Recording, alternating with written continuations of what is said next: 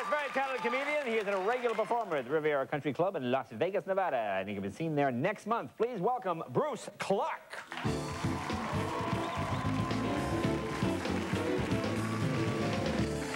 Thank you very much. Thank you very much. You know, I was at the doctor earlier in the week, and I don't like going to the doctor for the simple reason that all your toes don't have official names. Yeah. Your fingers have names: the thumb, the index, the middle, the ring, and the pinky. And the toes, it's simply the big toe and the little toe. It's so embarrassing telling the doctor, yeah, I stubbed the one that had roast beef.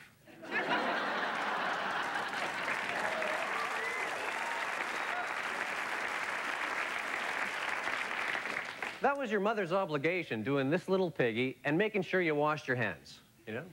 It never made any sense to me a lot of times. So I'd be in the backyard playing for half a day, and my dad would yell, hey, the hot dogs are ready.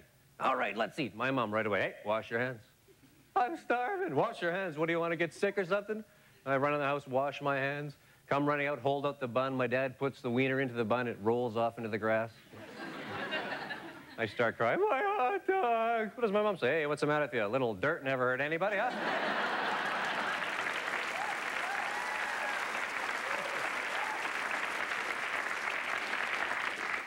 Totally illogical, her logic. Absolutely, you know, I'd ask for a sip of beer. Oh, no, certainly not. You're only 9. I'd try that kid thing. Well, hey, you're having one. She pulled that mother tire. Do you think I'm having a beer, you can have a beer? If I jump off a bridge, are you going to jump off a bridge? Oh, you jump off a bridge, I'm having a beer.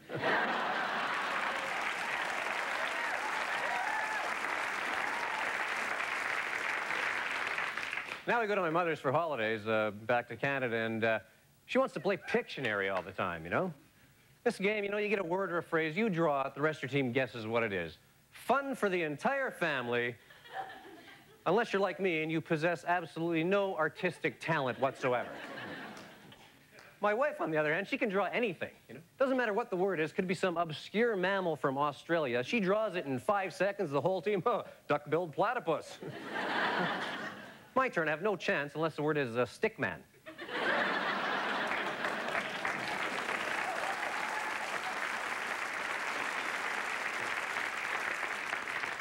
We're playing this one particular time, and finally, I get something I can finally handle. Eyeglasses is the word. Finally, oh, thank you. You know, 2 circles, couple of hooks, little thing in the middle, no problem. Although I have all the guys in my team.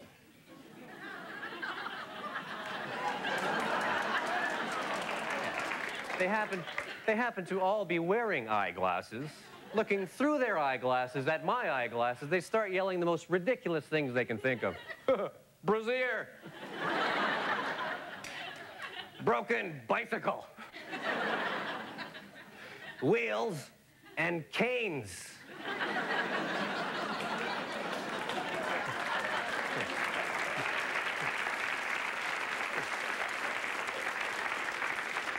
Now I've got to give these morons a hint, you know? What are you, blind, huh?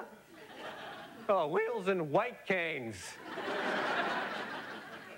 Far too frustrating. I prefer to rent movies as a source of entertainment, although that can be a source of frustration for myself as well, because my wife and I have absolutely contrary styles of watching films we rent. You know? You might be like us as a couple, where I have to actually immerse myself in the movie, become totally ensconced, or I can't follow along. My wife, on the other hand, she likes to chat a little bit during the film. So last week, we rent this movie, The Piano, starring Holly Hunter. She plays a self-imposed mute. She doesn't say one word during the entire film, giving my wife ample opportunity to chat.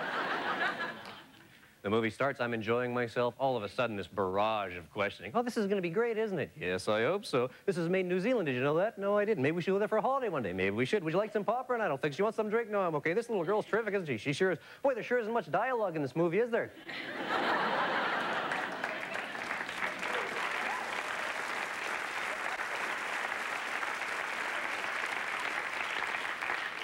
Kind of ironic, isn't it, honey, huh?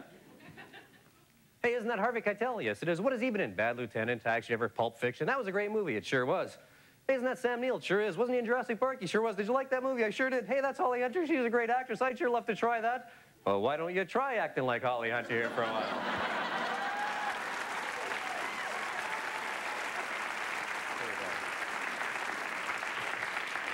You know, the only movie I've seen lately, I rented Perfect World, and it was a good film. I learned something in the movie. I learned that Jehovah's Witnesses don't celebrate Halloween. Yeah, I don't know if it's part of the religion. I'm pretty sure they just don't like it when strangers go up to their doors and annoy them. Thank you very much.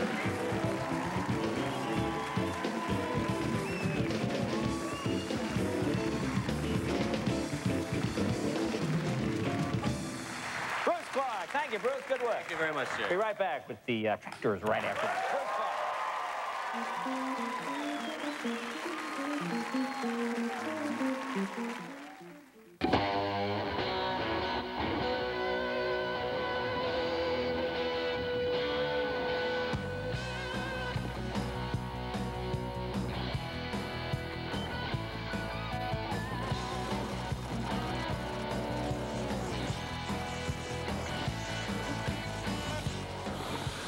Hey guys, what are you doing tonight? Watching Bruce Clark, some comics.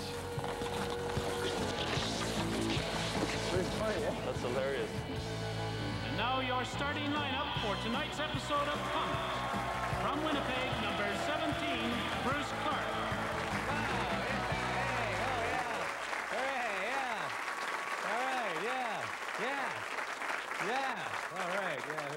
Hey, thanks a lot, folks. What a nice welcome. Come back to Canada from Los Angeles. I moved from Winnipeg to LA.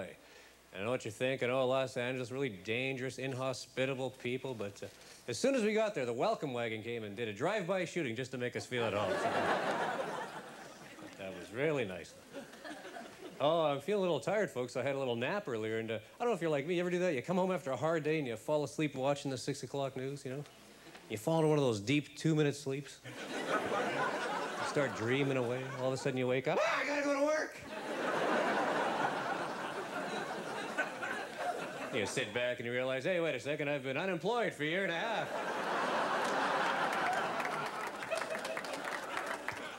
Well, why talking about work, huh?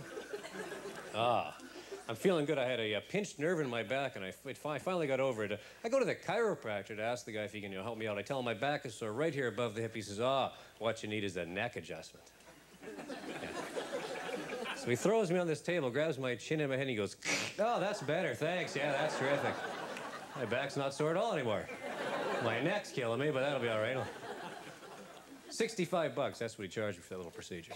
Couldn't believe it, $65. I got a great practical joke you can play on the chiropractor next time you go in. As soon as he wants to give that neck adjustment, makes that horrendous noise with your neck, just say to him, geez, I can't feel my legs.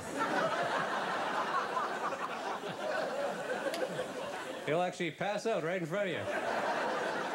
You can dig through his wallet, get your $65 back if you want, you know?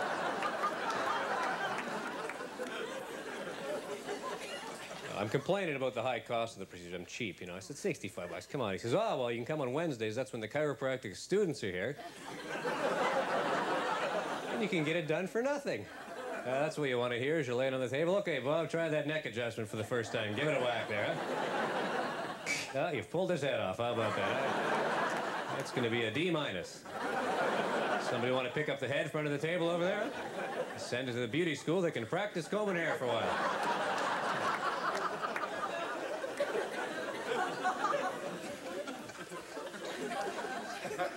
I was going to try this acupuncture. Didn't trust the guy. He says, oh, your back is sore. I'll just take this needle and shove it underneath your knee. That'll fix your back. Now, how the hell did they discover acupuncture? That's what I want to know. Some guy coming home late from a party, had a really bad hangover, stepped on a nail. Hey, my headache's good.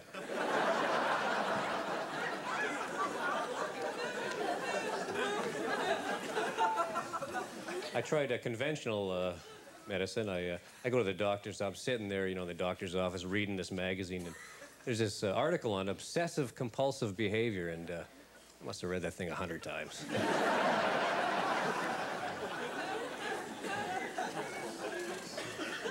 I don't like going to the doctor for the simple reason all your toes don't have official names. That's why I don't like going to the doctor.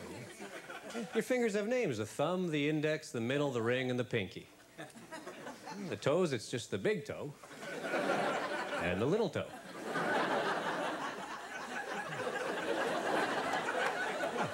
You know how embarrassing it is telling the doctor, yeah, I stubbed the one that had roast beef.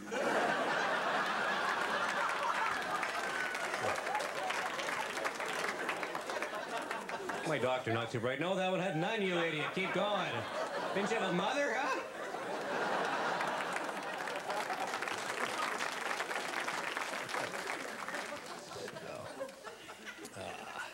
I'm trying to take care of my health. I take vitamins. I was in the vitamin store the other day. I pick up these vitamins. They call them smart drugs. Apparently a multivitamin that'll increase your intelligence. But I don't think they should call them drugs, you know. It's going to send the wrong impression, especially the older folk, you know. Little Johnny come home late one night, you know. The old man waiting up for him. All right, where are you tonight? Well, Father, I was attending a symposium. We were discussing the fall of communism in Eastern Europe and how it's affected the socio-economic fabric of the Western world. What are you, stoned?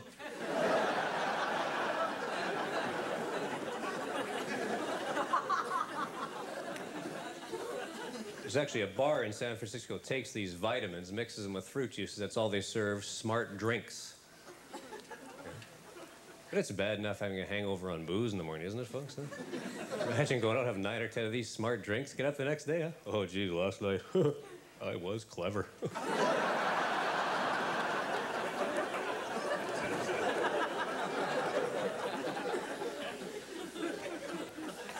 United States, you have to have health insurance. Canada, socialized medicine. Some strange things go on in the United States, in the bigger cities. I was in New York recently, and while I was there, this individual cut his own arm off with a bread knife. Isn't that amazing? Happy ending to the story, though. It's a true story. Ambulance picks him and the arm up. He's passed out, loss of blood. They take him and the arm to the hospital, reattach his arm in a miraculous 9.5-hour operation. Now, folks, I have trouble cutting through a crusty roll with a bread knife. It must have taken this guy the better part of a day to get his arm off. Could you imagine the look on his face when he woke up from that surgery?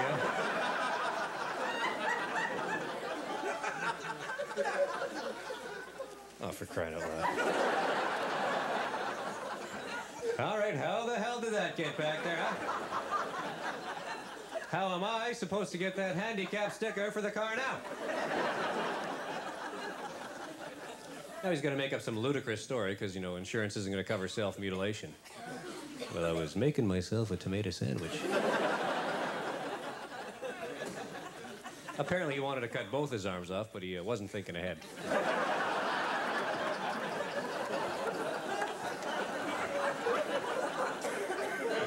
If you're going to do home amputation, start with a flow chart. That's my advice to you, folks.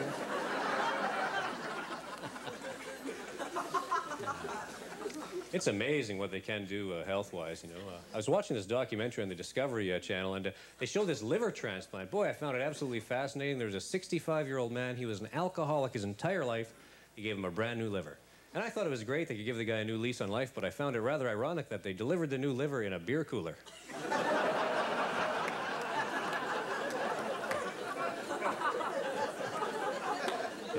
All right, Mr. Johnson, as soon as we get that new liver installed, we got a couple of frosty ones waiting for you. That's right.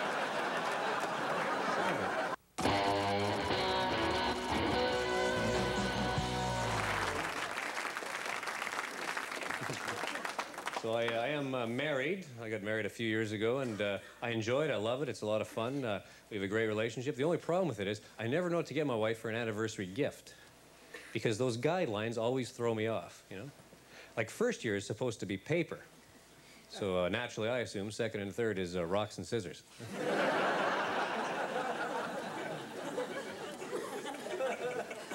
I married an older woman, which is a great thing to do. I'll give anybody the advice, a younger guy, marry somebody older, because the maturity level tends to balance everything off, you know, the experience. And every month, boy, that pension check, that sure comes in handy,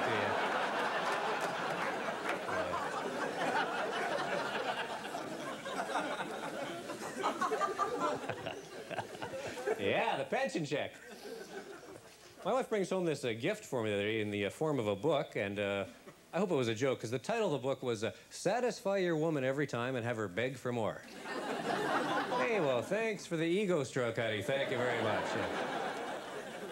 I'm open-minded. I figure there's always room for improvement, right? She goes out shopping. I figure I'll read the book. She gets home. A little bit of magic. I start reading this book, some very arousing descriptions and photographs of all these new sexual techniques and positions. You know? My wife gets home an hour later expecting great sex, and I'm finished.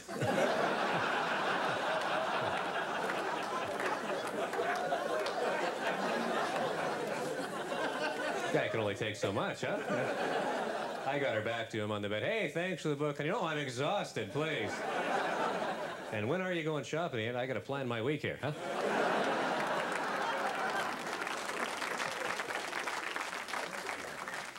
She's a very pretty girl, and she was showing me this ad for a makeover contest, which she doesn't need, you know. But everybody knows what that makeover deal is. You know, you get a new hairdo and new makeup, you're supposed to look better. And this contest, what they wanted you to do is send in a photograph of yourself and accompany the photograph with a letter explaining why you need the makeover. Sounds a little redundant, doesn't it? Like the photograph's not enough evidence.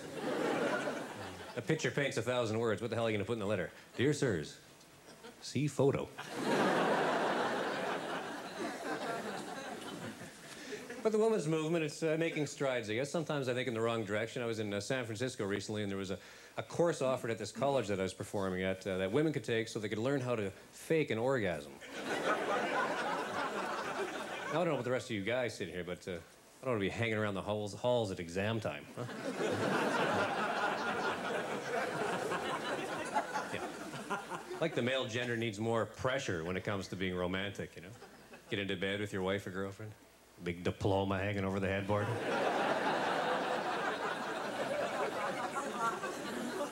Couple of trophies on the night table.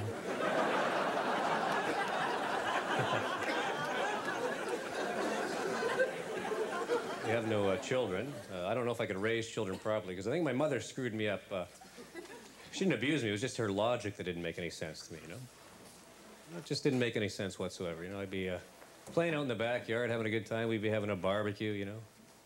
All of a sudden, she yelled, okay, the hot dogs are ready. Right away. Well, let's eat hot dogs. Oh, wash your hands first. I'm starving. Wash your hands. Oh, wash your hands first. What, do you want to get sick or something? You run in the house, wash your hands, come running out, hold out the bun. Your dad puts the wiener into the bun. It rolls off into the grass. I start crying. What does your mom say? Hey, what's the matter with you? A little dirt never hurt anybody, huh?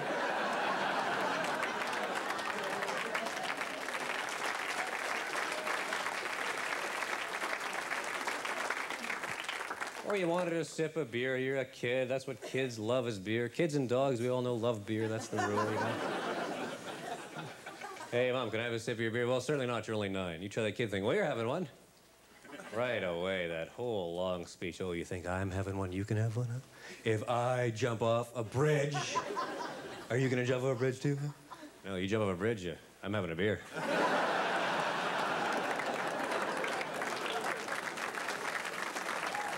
It'll be block party time if you're jumping on bridges, London.